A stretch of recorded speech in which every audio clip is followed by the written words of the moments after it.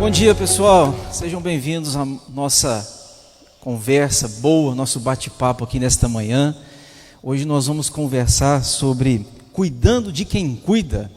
Nós já falamos, você já deve ter participado aqui conosco, sobre a igreja, sobre liderança, sobre as ovelhas, sobre o crente, mas hoje nosso papo é sobre o cuidado daquele que está cuidando dos outros, né? Eu chamei para essa conversa, hoje é peso pesado, você está vendo aqui? Pastor Arthur Correia, aqui ao meu lado direito, é pastor da primeira igreja presbiteriana de Manhumirim. Seja bem-vindo, viu, pastor? Gente, bom dia, Jesus abençoe sua vida, que esse seja um tempo bom para a gente, um tempo de edificação para o seu coração. E do meu outro lado esquerdo, mais um de peso, o pastor Carlos Eduardo. Pastor Carlos Eduardo hoje está auxiliando o reverendo Walter Júlio lá na primeira igreja de Alto Caparaó. E muito obrigado, viu, pastor? E eu que agradeço, pastor. Esse papo gostoso. Muito bom.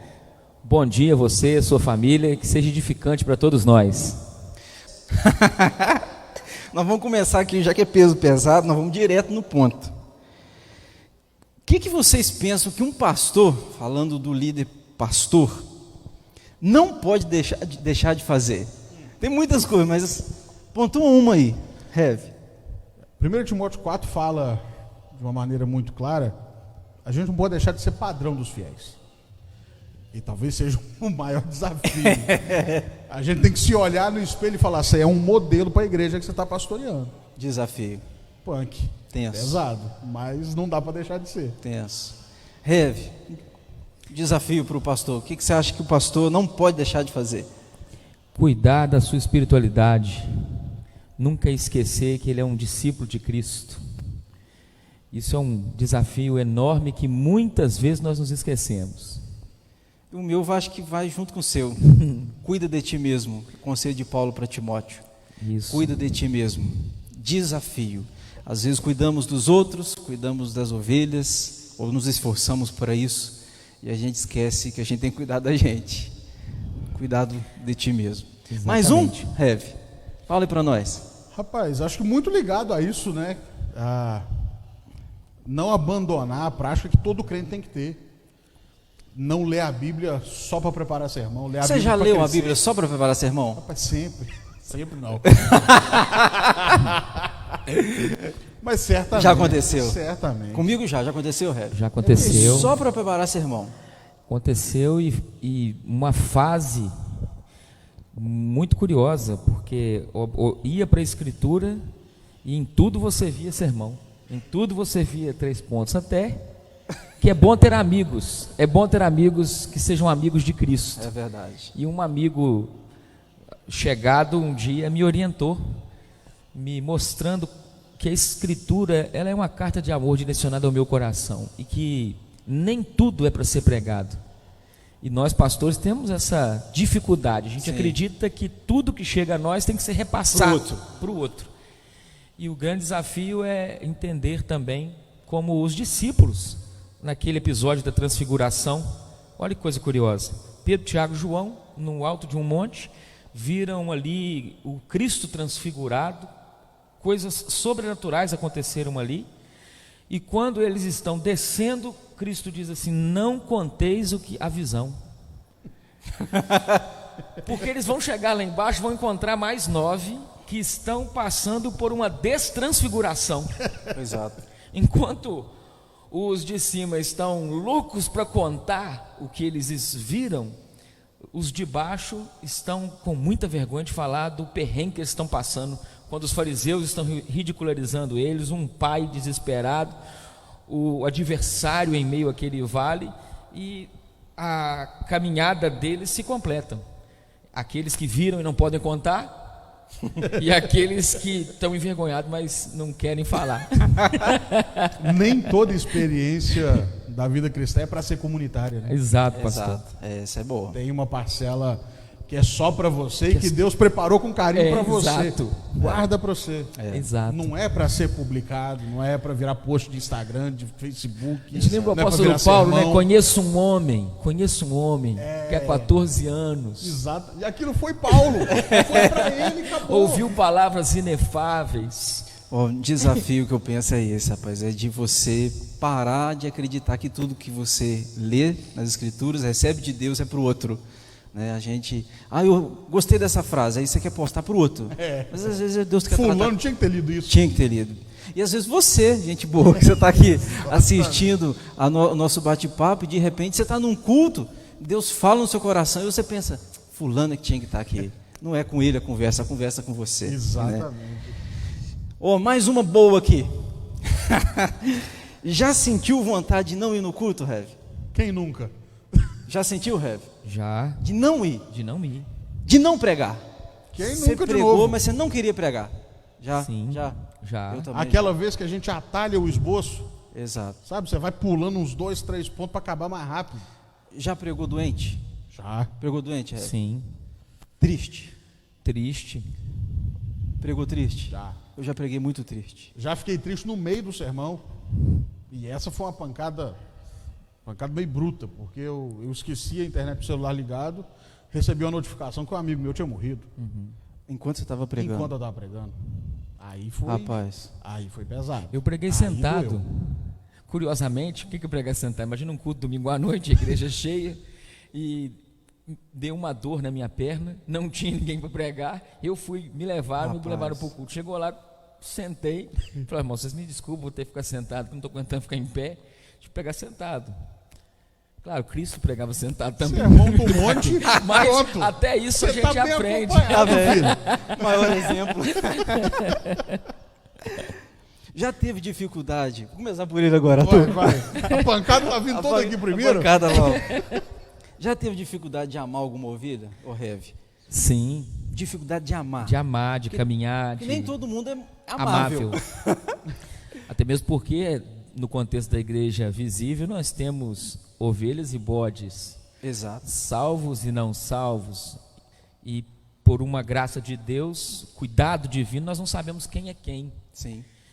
Já tive, e curiosamente tive a grata oportunidade na caminhada aquela pessoa se tornar um amigo, se tornar um O quadro companheiro. reverteu. Reverteu.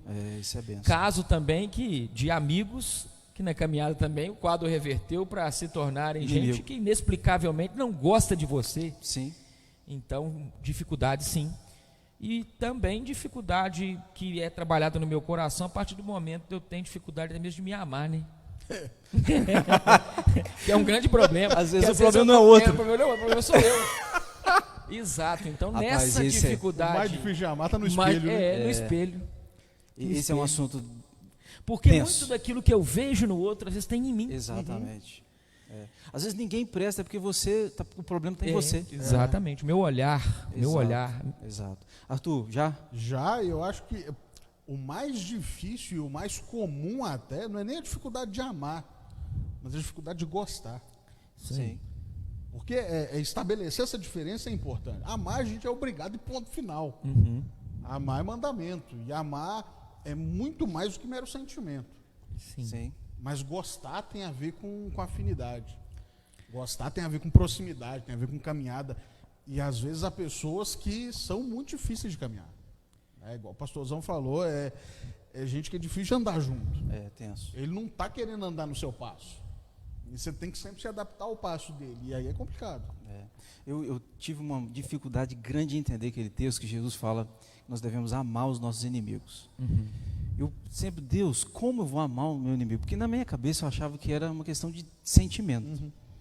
Eu fui ler o texto e vi que o texto, como que eu devo amar o meu inimigo? Jesus responde: se tiver fome, dá-lhe de comer, se tiver sede, dá-lhe de beber. Ou seja, o tipo de amor ali é a atitude para com ele.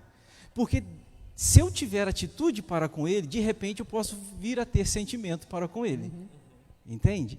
Então, muita gente que às vezes se torna um inimigo da gente sem nenhuma razão. Sim. Porque às vezes a gente pisou na bola, que a gente não é perfeito, às vezes a gente pisa na bola. Né? Mas às vezes, sem nenhuma razão, pessoa, eu sou seu inimigo, eu estou contra você. Não Acabou. gosto de você. Aquela história, não fui com essa cara. Né? Exatamente. E aí, Deus, como que eu vou amar essa pessoa? Eu percebi, na hora que ela tiver fome, não nega-lhe comida, não nega-lhe água. Esse é o tempo. E às vezes, quando você faz isso, já tive experiência, acho que vocês também, de reverter o quadro, como o senhor contou agora, Rev. E a pessoa fica constrangida. Como pode? Né? Tive fome, me deu de comer. Como pode? Me serviu. Como que ele me socorreu assim? Exato. Né? Tão sacrificialmente, às vezes. Exato. E outra, eu acho que às vezes, quando a gente pensa na relação pastor e rebanho, muitas vezes a gente não consegue amar alguém porque a gente é burro e ouvir gente errada. Porque a gente vê uma pessoa pelos olhos do outro. Sim. Sim. Um fulano chegou para você e falou, ó, aquele de lá, ele é assim, ele é assim, ele é assim, ele é assim, ele é assim. Eu já Cuidado. crio uma imagem, né? Cuidado com ele quando você for para essa igreja. Já tem uma Já tem predisposição. preconceito, Um preconceito. uma Isso. uma pré-indisposição. Exatamente. E aí é culpa nossa. Sim. Eu não posso avaliar antes de conhecer. Eu não Sim. posso emitir esse julgamento só pelo que o outro viveu. Talvez o outro viveu um drama com ele. Que você não vai viver. E eu não vou viver. Exato. Exatamente. Fica o alerta aí. Rev, já fez alguma coisa no ministério? Acho que tem muitas coisas, pelo menos no meu caso. Mas vamos falar do ministério. Já fez alguma coisa que você pode contar pra gente que você não faria de novo? Sim. Inúmeras coisas, mas a gente tem que destacar algumas. Exato. Né? Dentre centenas ou milhares. Eu destaco o se isolar de amizades verdadeiras. Desafio. É. Até Porque beber uma água. muitas das vezes nós vamos nos decepcionando com os relacionamentos, com as amizades entre colegas, entre irmãos em Cristo, no pastorado, e nós vamos fechando no nosso mundo. E fazendo isso que o pastor agora mesmo nos disse, nós vamos criando um preconceito contra todos, é todos assim. E nós assim vamos nos isolando. Então, eu não me isolaria, como algumas vezes eu olho para trás e lembro que me isolei. E foi muito ruim. Porque eu sei que nem todos serão amigos, mas há amigos verdadeiros. E todo pastor precisa de amigo verdadeiro. Todo pastor precisa de ser pastoreado, confrontado, orientado. E não nasci pronto. Me lembro um episódio onde eu e a minha esposa, nós fizemos um diagnóstico entre nós, assim, na nossa conversa, da importância de um mentoreamento numa época da nossa vida. E isso para nós foi assim, foi algo divino. Nós nos colocamos sobre a orientação de um casal mais maduro do que nós, morava numa outra cidade, e ali nós pudemos ser ali, realmente na prática, discipulados, porque chega a ser realmente desafiador para todos nós, que saímos, por exemplo, de um seminário e é lançado num campo, lançado numa cidade, e muitas das vezes sem ter o mínimo de experiência, porque uma coisa é a vida acadêmica, outra coisa é a vida comunitária, com a igreja local, no interior de Minas, com a nossa cultura. Então, eu entendo que quando eu olho para o passado, eu não me isolaria de algumas amizades verdadeiras e também eu não sacrificaria o melhor no altar do que é bom.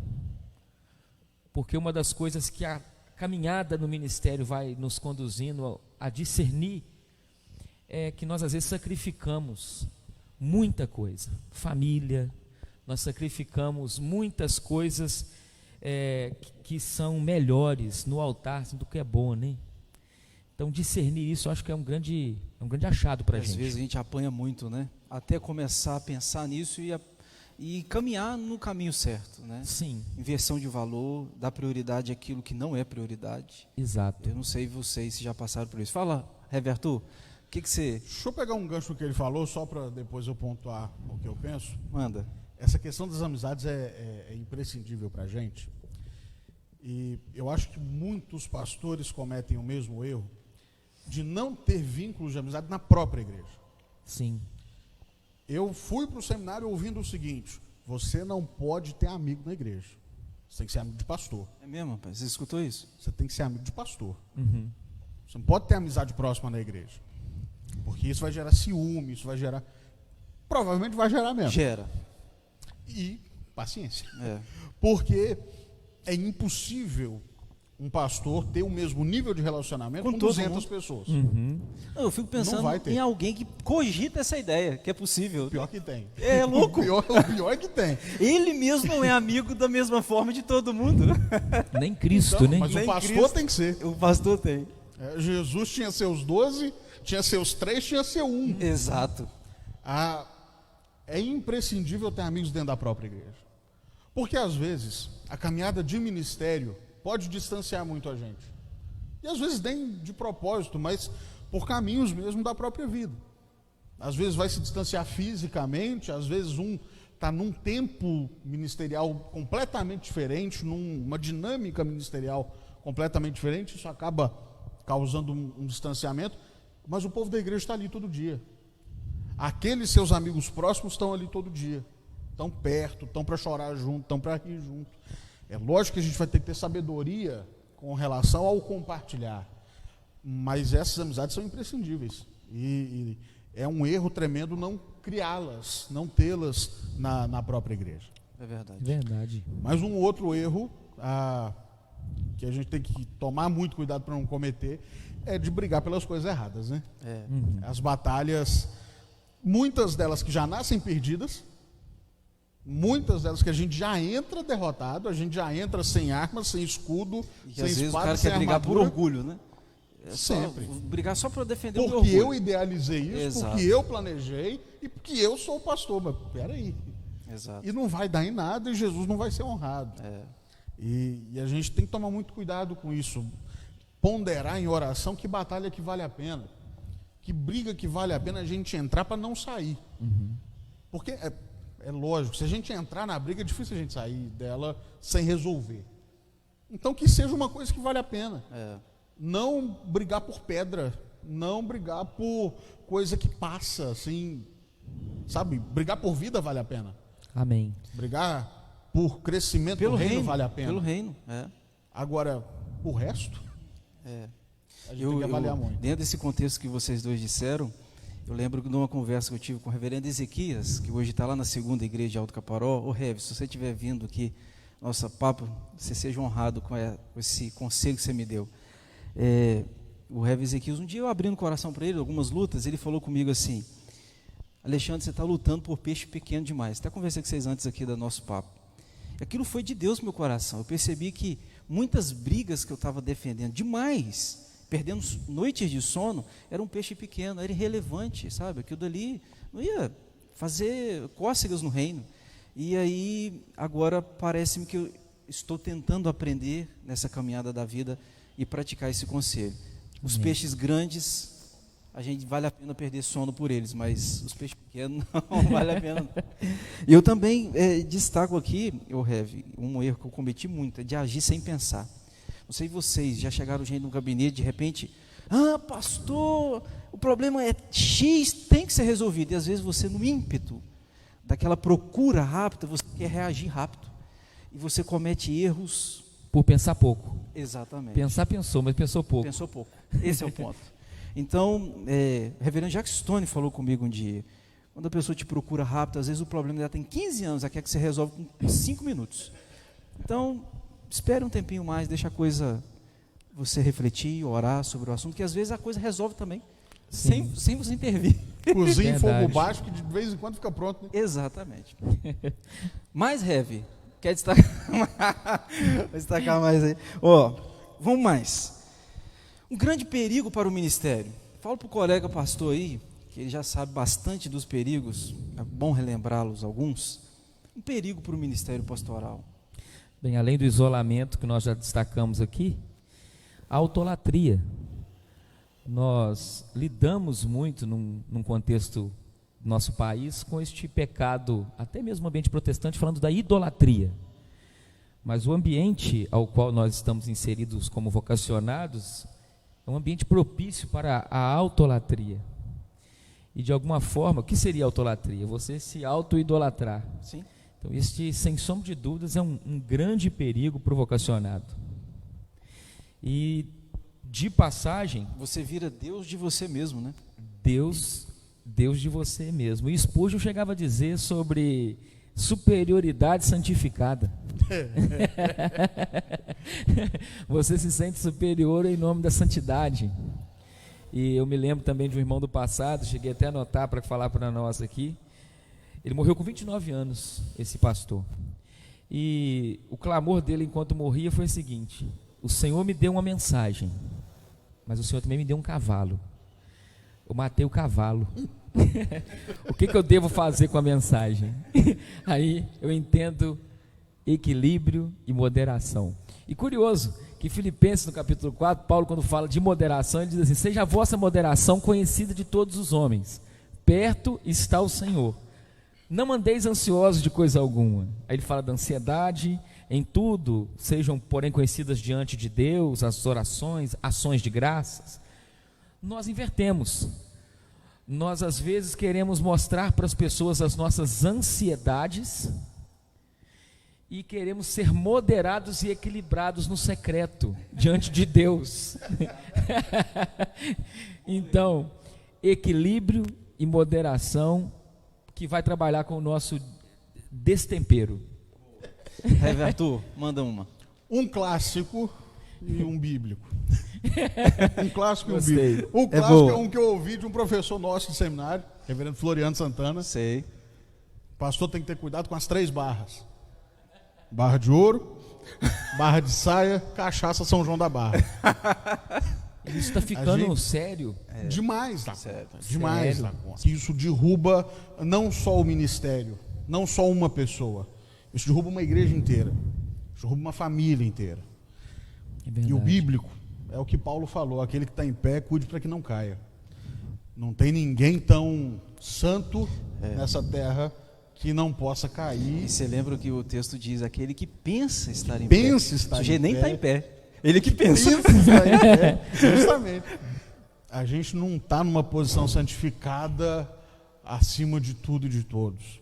Esse lugar alto que a gente fica é mais um peso do que um privilégio. Eu vou falar um que eu acho que tem tudo a ver comigo, a minha luta pessoal. O cuidado com o desejo pela fama. Eu acho que na nossa geração a gente está querendo muito ser famoso. Não sei se vocês pensam como eu penso nisso, mas é o desejo de você querer ser conhecido. E às vezes você posta uma mensagem, não tem nenhum problema em postar uma mensagem, mas lá no interior você quer... Quantos likes Exatamente. deu? Será que compartilharam? Será que o pastor fulano viu? Exato. Essa é uma luta que eu estou travando no meu coração. Sem dúvida. E que acho que nós pastores temos que cuidar. Verdade. A nossa geração tem que cuidar. E o segundo que eu vejo tem um lado bom da experiência. O sujeito tem 40 anos de ministério, tem um lado bom, mas tem um lado ruim. Qual que é o ruim?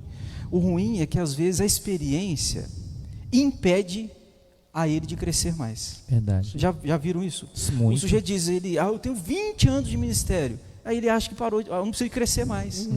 Então, a experiência tem um lado bom. Você andou uma caminhada. Agora, não significa que você não tenha nada para aprender. Você tem muito mais a aprender. E muitas das vezes desaprender. Esse é o ponto da luta boa. Reconstruir, é isso mesmo. Como a igreja pode ajudar o pastor? Ajude o pastor sendo um bom crente. Dê menos problema. Pronto. Isso aí.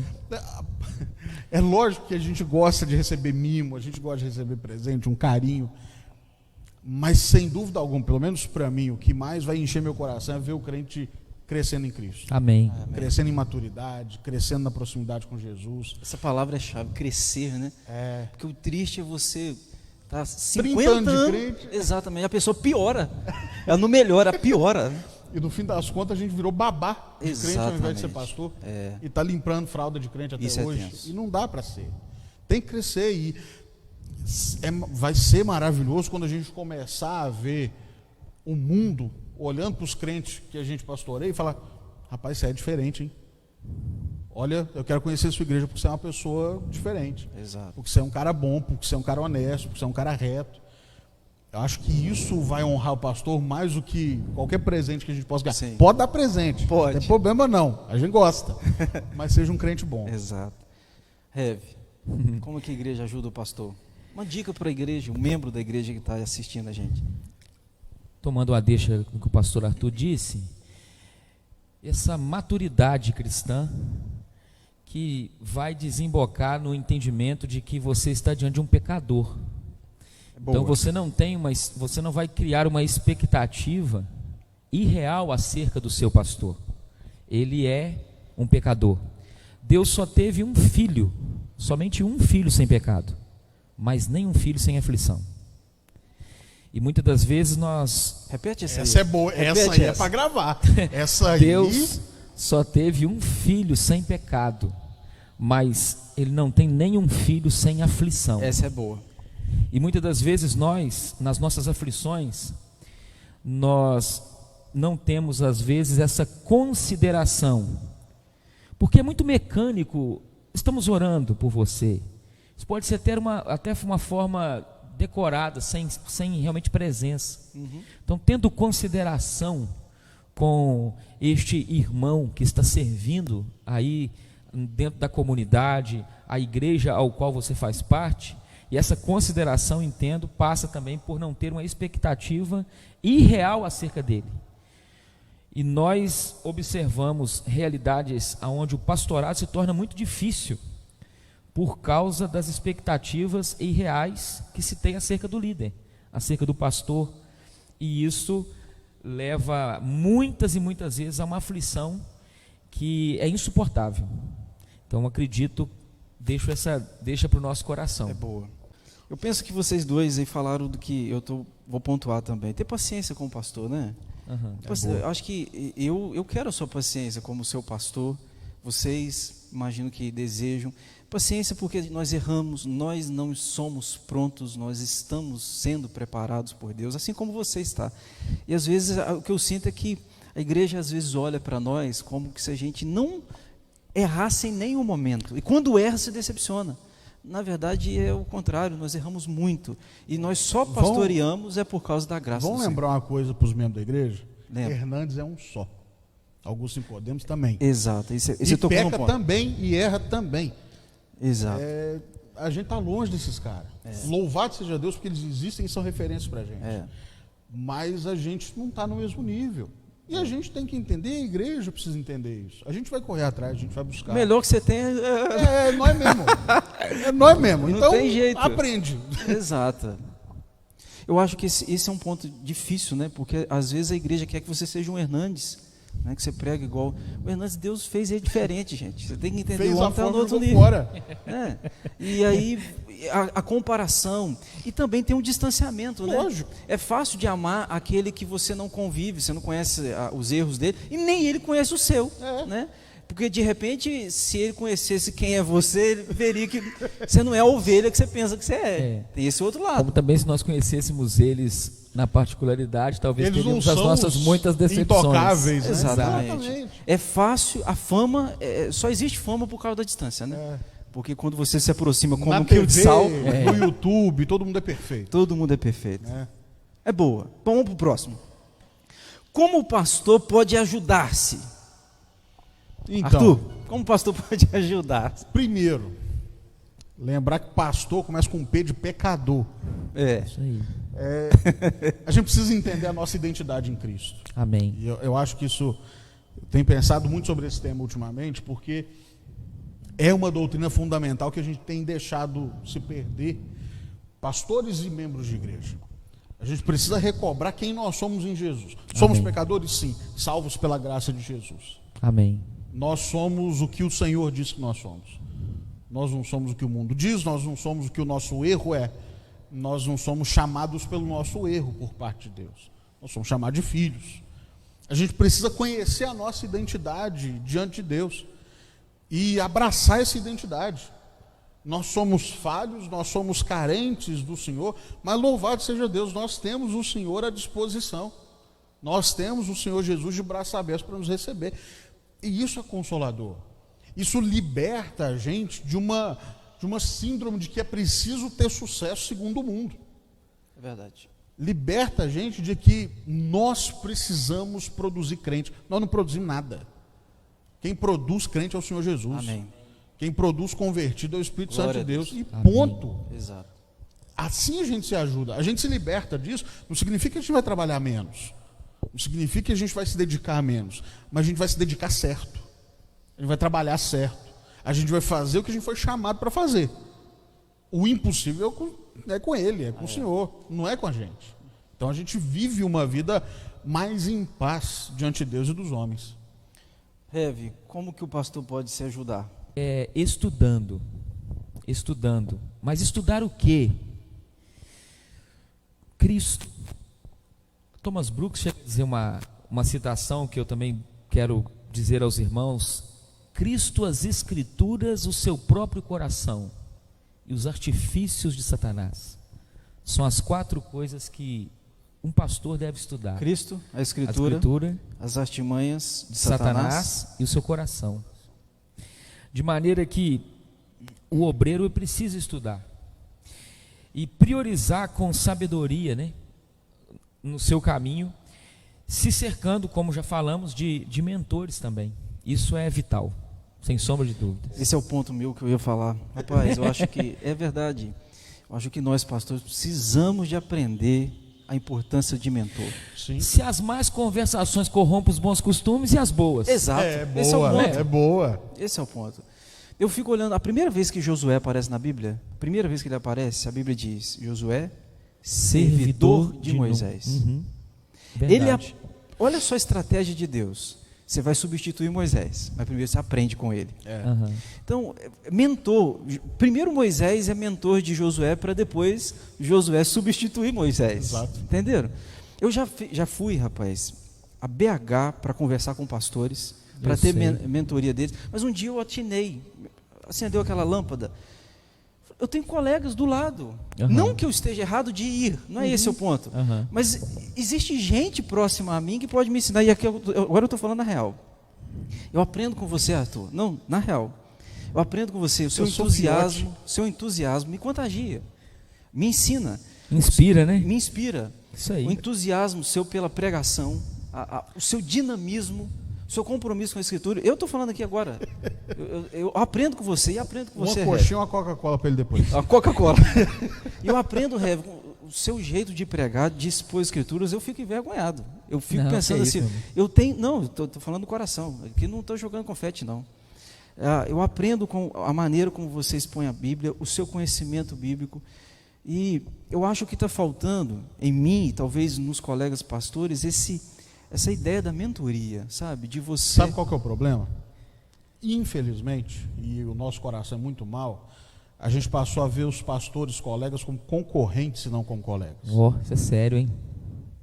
Sério. Se eu andar muito perto dele, ele vai ficar muito perto da minha igreja, e a minha igreja é minha igreja. Entra aquela outra história da identidade, você falou, né? Você sabe quem você é no corpo de Cristo, pronto. Exato. Resolve o problema. Será que nós somos uma geração de obreiros mal resolvidos? Demais da conta. Frustrados, amargos. Exato.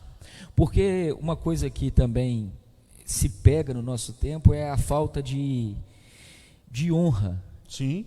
De pastores para com pastores, na nossa geração, de ver virtudes no irmão, de ver virtudes no outro. Exato, só defeito que a gente vê. E por isso que é mais fácil ir longe, exato, muitas das vezes. Exato. E às vezes é frustrante porque está fora do meu contexto. Exato. Eu me lembro quando, já há alguns anos na caminhada no ministério, eu me recordo que eu ia em determinado ambiente de congresso e eu voltava muito empolgado. Mas aquele fogo não era a realidade da comunidade que eu estava servindo. Uhum. Às vezes eu estava voltando a um ambiente que tinha 10.000 pessoas, e eu vim para pastorear uma realidade de 30, 40 irmãos, e eu ouvia lá naquela realidade de congresso o irmão falando: dá um brado de vitória. Parecia um estádio. Eu via. E aquilo tudo dentro meu, e com aquele sentimento de que aquela comunidade toda vai ser salva.